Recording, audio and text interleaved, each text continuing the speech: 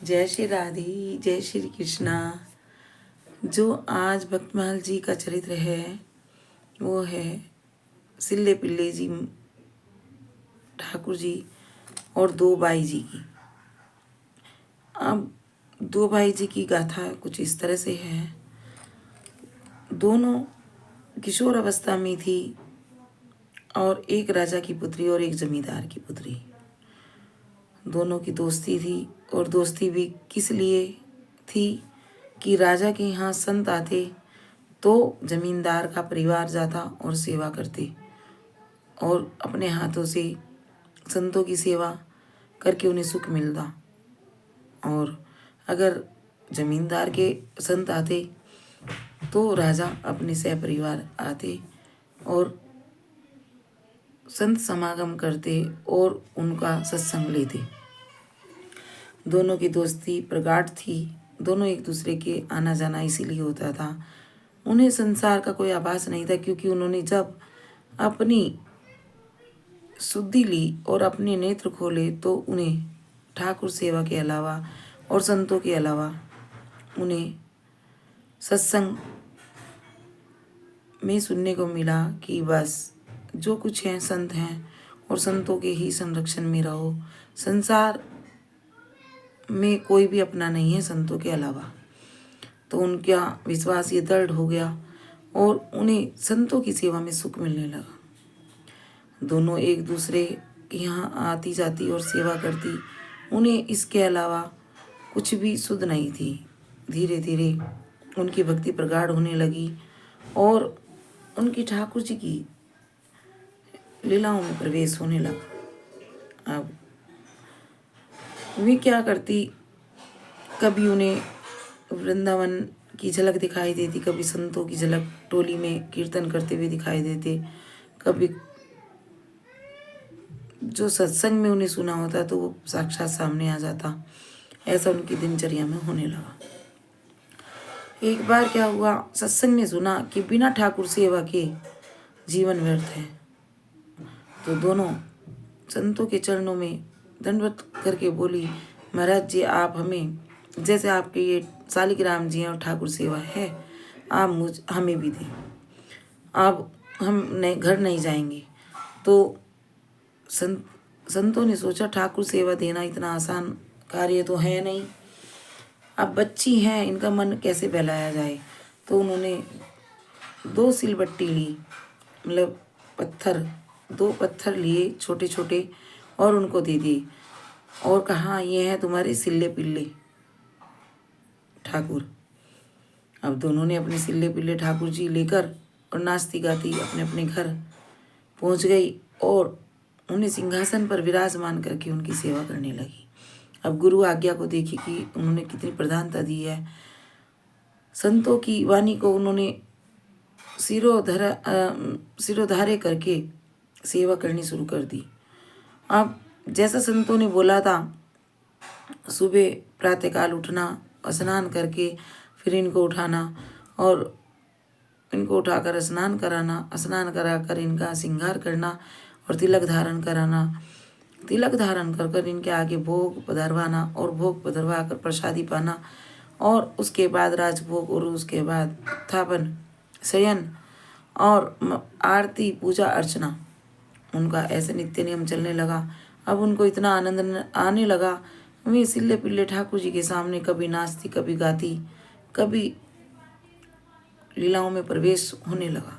अब साक्षात ठाकुर जी उनके सामने आने लगे और देखिए ना, संतों ने तो झूठ झूठ कहा था पर ठाकुर जी ने उनकी वाणी साची कर दी, क्योंकि संतों की वाणी कभी झूठी नहीं होती।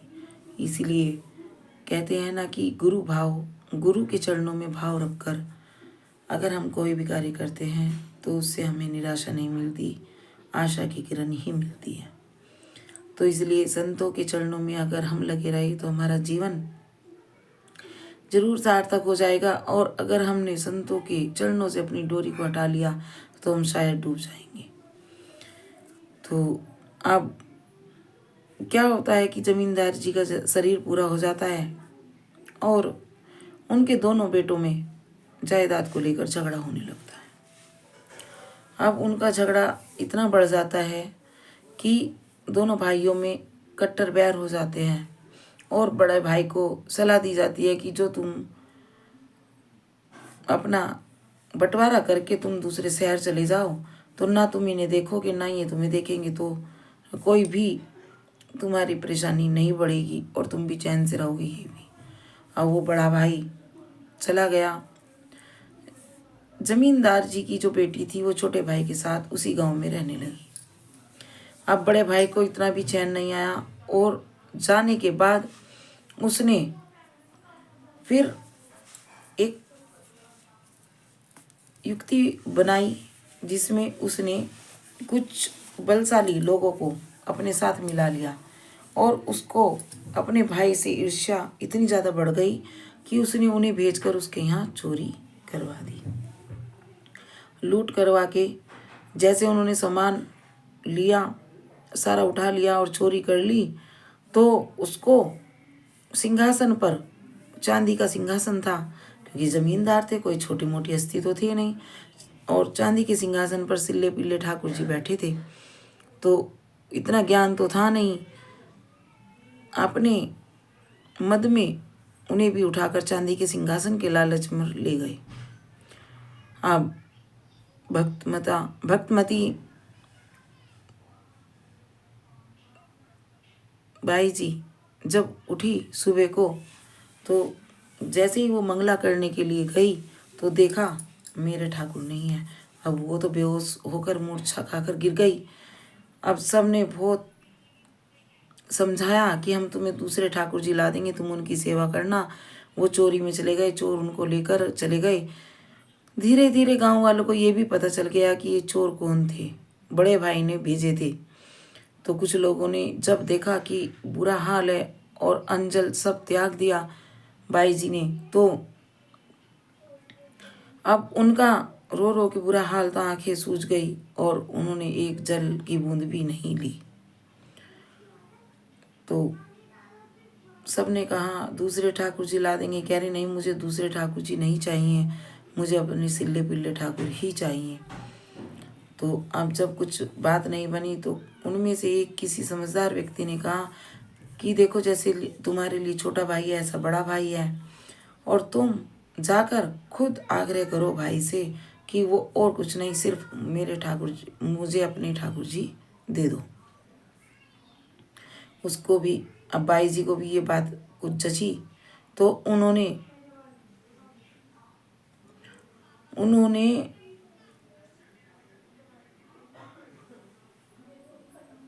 बाई जी को भी कुछ ये बात जच गई और वो चल दी और गांव जाकर भाई से कहने लगी, भाई पहुंच गई उनके घर और भाई से कहने लगी भाई मुझे मेरे सिल्ले पिल्ले ठाकुर दे दो। उन्होंने कहा दूर खड़ी रह और घर के अंदर प्रवेश मत करना, तेरा मेरा कोई मतलब नहीं है, क्योंकि तू छोटे के साथ रहती है, छोटे की ही बहन है, छोटे के साथ ही रह।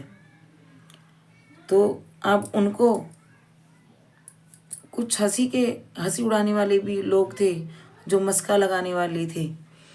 उन्होंने कहा भाई से कि अगर इसमें इतना सत्य है और ये इतनी पूजा पाठ वाली है तो इससे कहो ना कि अपने ठाकुर को पुकार के बुला ले, अगर इसकी भक्ति में दम है तो इसके ठाकुर आ जाएंगे, बुला कर दिखाए। अब बाई जी को रोना आ गया और वो उनके झरझर आंसू पड़ने लगे। अब वो रोते हुए कहने लगी, हे मेरे ठाकुर, मेरे कारण आपको कष्ट होगा, आपकी परीक्षा हो रही है, लेकिन ये मेरे कारण आपको भी आजमाया जा रहा है। मैं नालायक हूँ, मैं इस लायक नहीं हूँ, मैं अपनी कोई ख्याति नहीं करवाना चाहती, लेकिन ये नालायक लोग आपको मेरे से मिलने के लिए ये परीक्षा का टाइम रख दिया है इन्होंने, और ये परीक्षा मुझे खरी उतारने के लिए आपको पुकारना पड़ रहा है। मेरे ठाकुर मेरी रक्षा करो, कृपा करो, मैं आपके, ये मेरे प्राण धन, मैं आपके बिना नहीं रह सकती, मैं अपने प्राण त्याग दूंगी, आप कृपा करके बाहर आइए और मुझसे मिलिए, मैं असमर्थ हूँ पर आप तो असमर्थ नहीं है। ऐसा कहकर बाई जी ने आवाज़ लगाई, हे मेरे सिल्ले पिल्ले ठाकुर जल्दी आ जाओ। और थोड़ी देर बाद क्या देखते हैं कि ठाकुर जी सिंहासन सहित सिंहासन चला हुआ आ रहा है और उस पे ठाकुर जी विराजमान है। सिल्ले पिल्ले ठाकुर जी महाराज की जय। और जो दूसरी बाई जी थी उनकी गाथा हम कल सुनाएंगे। और इन बाई जी को जब ठाकुर जी आकर गले लग गए, जब देखा सबने तो चरणों में गिरने लगे। सब कहने लगे अरे ऐसी भक्तिमता को हमने ऐसे ऐसे गलत शब्द कहे हैं, हमें अपराध लगा है, हमें क्षमा करो। उन्होंने कहा भैया मेरे क्षमा मांगने से कुछ नहीं होगा और आप मेरे ठाकुर से क्षमा मांगो जिनका आपने अपराध किया है।